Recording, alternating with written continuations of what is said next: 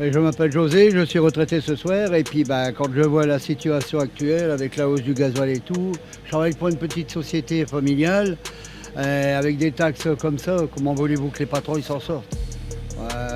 On roule pour gagner quoi? Des gnégnettes, le patron ne peut pas s'en sortir. Et puis comme les prix des transports sont de plus en plus bas avec la concurrence des pays étrangers, je ne sais pas comment ils vont faire pour les générations futures, quoi. Et je dis déjà que le gouvernement baisse la taxe, ça serait déjà pas mal, parce que quand vous voyez que le gasoil, j'ai mon collègue qui a fait le plein ce matin à 1,43 €, il y a quand même un problème, hein. Pourtant l'Espagne c'est pas un grand pays. Nous la France, de toute façon c'est le pays le plus taxé. J'étais en Belgique avant hier matin, il était à 2,09 €. Beaucoup de taxes en France, c'est ça qui tue. Et puis les petits patrons, ils ne pourront pas s'en sortir. C'est ça le problème. On est tellement taxés. Quand vous voyez sur, je ne sais plus, sur Facebook, ils avaient dit sur 2 €, il y a 1,07 € de taxes. 1,47 € en plus sur un litre alors. Comment voulez-vous qu'on s'en sorte? Après, on dit, la France, ça va pas. Les pays de l'Est, les autres concurrents, quand ils prennent le plat là-bas, ils ont des doubles réservoirs. Ils peuvent faire un aller-retour sans faire de plat en France. Ils sont gagnants. Pour vous, ça va créer une concurrence déloyale. C'est déjà une concurrence déloyale avec les pays de l'Est qui sont payés des cacahuètes là, pour 1 000 €, ils s'en vont 2-3 mois. Le patron, il ne peut pas y arriver. Le patron ne peut pas y arriver, le chauffeur, il ne gagne pas beaucoup. Merci en tout cas et puis bonne retraite. Donc Luc Bouillon, entreprise de transport basée à Reims. Les difficultés que nous rencontrons actuellement, c'est quoi? Le coût du carburant. Quand on a un carburant qui aujourd'hui se retrouve pratiquement à 1 € de plus qu'il y a un an en arrière, c'est-à-dire 2,50 € contre 1,50 €, 60 l'année dernière, comment voulez-vous faire face? Les trésoreries sont en train de fondre, la répercussion aux clients est difficile. Le gouvernement, qu'est-ce qu'il annonce? Des mesurettes ciblées à des entreprises soi-disant en danger. Comment le quantifier? Comment organiser tout ça? Encore une usine à gaz. Et finalement des promesses. Aujourd'hui, les entreprises sont exsangues, manque de travail. Si on travaille, le carburant est trop cher. On est en train de faire fondre la trésorerie. D'ici quelques mois, il y en aura beaucoup moins, je pense. Aujourd'hui, on se retrouve avec des pays européens qui ont baissé la taxe sur les carburants, qui se retrouvent forcément à des coûts moindres. Avec un réservoir de 1000 litres, vous traversez la France. Vous venez d'un pays du Nord ou d'un pays du Sud, vous traversez la France sans venir faire le plein en France finalement. Et vous venez transporter en France quelque part à notre place. Alors déjà, les coûts salariaux sont moindres. Impossible de faire face. Bonjour, je me présente, je suis Zakaria, gérant de la société KVZ Logistique, une société de transport qui se trouve à Châlons-en-Champagne. On a à peu près 45 salariés. Ça fait un peu plus de 19 ans que je suis dans le transport. On a pu s'apercevoir que l'État est resté toujours muette. Ils nous disent toujours rien, ils ne sont pas revenus vers nous, ils n'ont pas revu leurs 20 centimes, parce que je trouve ça ridicule. La problématique aujourd'hui, et ça tombe bien, on est le 31 mars, donc ce matin j'ai reçu mes préfactures de mes clients, dans lesquelles j'ai pu voir l'inflation gasoil, sur lequel quasi elle est, je dirais, inerte. Il y en a un client, il s'est permis de me donner 2,32%. Alors qu'on est à 60% d'augmentation de gasoil. J'en ai rigolé jaune ou rouge, je ne sais pas comment on pourrait l'exprimer. En tout cas, aujourd'hui, on s'est mobilisé à la veuve, donc avec la FNTR et l'OTRE, pour se diriger vers la préfecture de Châlons-en-Champagne, et toujours pour dire exactement la même chose, alerter la population française, alerter le gouvernement, de dire que ça ne va pas du tout. Que si on continue comme ça, comme j'ai pu le dire, on ne fera pas un deuxième mois. Aujourd'hui, on table les 66 000 et quelques d'augmentation de gasoil entre le début de la guerre au Moyen-Orient et aujourd'hui. Pour nous, c'est énorme. Ce n'est pas ce que l'on gagne, comme j'ai pu l'expliquer, ce n'est pas ce que l'on gagne par mois. Et aujourd'hui, quoi faire?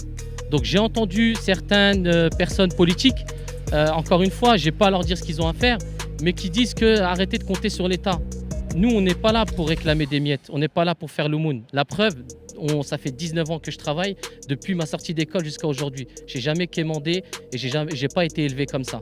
Mais ce qu'on réclame, c'est qu'entre le lendemain de la guerre, vous êtes passé de 1,60 € à 2 €. Quelques jours après, vous êtes passé à 2,30 €. Donc vous avez augmenté quasi le gasoil de plus de 60 à 70 centimes.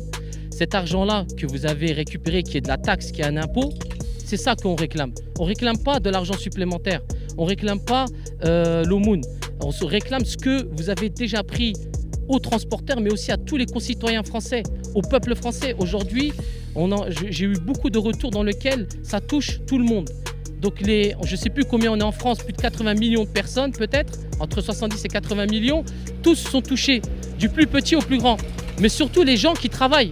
Parce que les personnes qui travaillent, qui doivent aller mettre le plein dans leur véhicule le matin, même eux aujourd'hui qui sont dans le rouge au 15, là ils vont être dans le rouge à partir du 10. Donc ça veut dire que les 20 derniers jours du mois, qu'est-ce qu'ils font? Ils vont toquer au secours populaire, ils vont toquer dans les associations pour réclamer à manger, pour faire nourrir leur famille. C'est ridicule. Donc aujourd'hui ça touche vraiment tout le peuple français. On parle même plus de... J'ai dit dans ma vidéo précédente que le peuple saigne. Mais là, il n'y a même plus de sang. Là, ça y est, c'est... Là, honnêtement, si dans les jours à venir, l'État ne se réveille pas, je parle et je m'adresse directement au président. Vous, monsieur le président, on vous a élu. Vous avez demandé à être président de la République. C'est pas nous, c'est vous qui êtes venu nous voir pour nous dire faites que je suis président de la République. D'accord? Donc aujourd'hui, monsieur le président, on est face à une problématique. Il faut absolument que vous preniez un engagement sincère envers votre peuple. Votre peuple, il est tous les jours à l'agonie. Il attend ce que vous allez faire. Donc vous faites des publications en disant que vous êtes énervé, certes, mais ce n'est pas pour autant que vous avez apporté une solution. Donc arrêtez de compter sur les autres qui travaillent pour vous, qui sont pour moi jusqu'à aujourd'hui inefficaces, et faites quelque chose. C'est à vous de prendre la décision. C'est vous le chef d'orchestre. C'est vous qui tenez les manettes. Donc on ne demande pas, on sait que les caisses sont vides. Et encore, entre guillemets, parce qu'elles ne sont pas vides pour aller distribuer de l'argent à d'autres pays comme l'Ukraine et ainsi de suite. La preuve, j'ai entendu aussi parler, on m'a dit, oui, mais il y a des règles européennes. Mais les autres pays, comme l'Espagne, l'Italie, la Belgique, qui sont à 1,60 €, ils ne font pas partie de l'Europe. Comment ils ont fait? Et vous êtes en train de me dire que oui, mais il y a des règles européennes. Mais avant l'Europe, il y a la France. Avant les Européens, il y a l'État, il y a les Français. Donc, préoccupez-vous déjà des Français avant de vous préoccuper de l'Europe. Personnellement, moi, l'Europe ou pas l'Europe, ça m'est égal. Tout ce que je veux, c'est continuer à travailler, continuer à payer mes factures jusqu'à ma retraite. S'il y en a une, sachant que je ne compte pas dessus, parce que je suis quasi sûr de ne pas y arriver. Donc, s'il vous plaît, on attend tous que le président prenne ses responsabilités et qu'il nous donne une réponse rapide, une solution rapide à nous, les Français, qui sommes là, sur cette place et qui sont dans toute la France. Veuillez, s'il vous plaît, ne pas prendre ce sujet à la légère. Ne dites pas qu'il y a des choses beaucoup plus importantes ailleurs, que vous avez des responsabilités beaucoup plus importantes ailleurs. La responsabilité la plus importante, c'est votre peuple, monsieur le président. C'est lui qui vous a élu. C'est grâce à lui et pas à l'Europe que vous êtes président de la France. Ce n'est pas les Européens qui ont voté pour vous que vous soyez président de la France. C'est les Français. Donc la moindre des choses, c'est de prendre tout de suite leur alerte et déjà de les apaiser, de les sécuriser et de leur donner confiance. Parce qu'aujourd'hui, ils n'ont plus du tout confiance, ni en l'État français, ni en vous, monsieur le président. Donc je me permets, encore une fois, de parler au nom de tous les Français. Si je me trompe, veuillez m'en excuser, mais l'heure est grave. L'heure est vraiment grave. Donc ce n'est pas avec ces 20 centimes que vous arriverez à faire taire les routiers, les agriculteurs, les ambulanciers et tous les métiers qui touchent cette augmentation de gasoil.